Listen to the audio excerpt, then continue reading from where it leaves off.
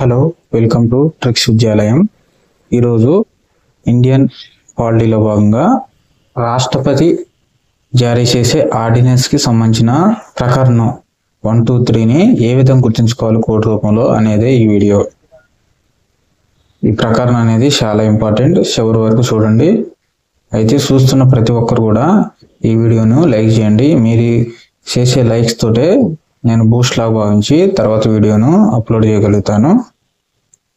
ఇక టాపిక్లోకి వచ్చేసి రాష్ట్రపతి ఆర్డినెన్స్ జారీ చేసే అధికారము ప్రకరణ 1, 2, 3ని ఏ విధంగా గుర్తుంచుకోవాలి. ప్రకరణ 123ను ఏ విధంగా గుర్తుంచుకోవాలంటే, మొదటి సభ రెండో సభ సమావేశంలో లేనప్పుడు, మొదటి సభ మరియు రెండో సభ సమావేశంలో లేనప్పుడు మూడో వ్యక్తి ఆర్డినెన్స్ జారీ చేస్తారు. మూడో వ్యక్తి అంటే ఇక్కడ రాష్ట్రపతి అనుకోవాలి, రాష్ట్రపతి అని గుర్తుంచుకోవాలి.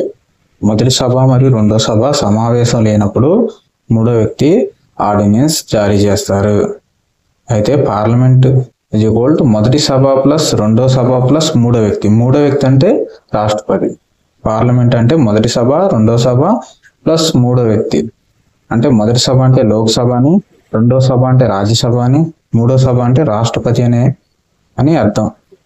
పార్లమెంట్ అంటే లోక్సభ, రాజ్యసభ మరియు రాష్ట్రపతి.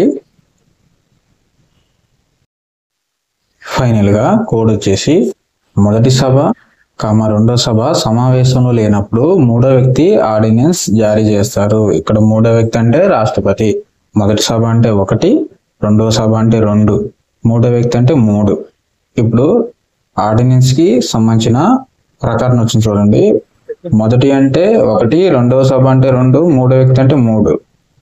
దీని నుంచి ప్రకరణ 1, 2, 3 ప్రకరణ 123 అనేది చాలా సింపుల్గా గుర్తుంటుంది. ఈ కోడ్ను గుర్తుపెట్టుకుంటే చాలా సింపుల్గా రాష్ట్రపతి జారీ చేసే ఆర్డినెన్స్ను సంబంధించిన ఆర్టికల్స్ను గుర్తుపెట్టుకోవచ్చు. ఈ కోడ్ నచ్చితే లైక్ చేయండి మరియు షేర్ చేయండి. మరిన్ని India history, polity, AP history, Telangana history, Telangana movement, general science, tricks and codes కోసం మా ఛానల్ ప్లేలిస్ట్ చూడండి.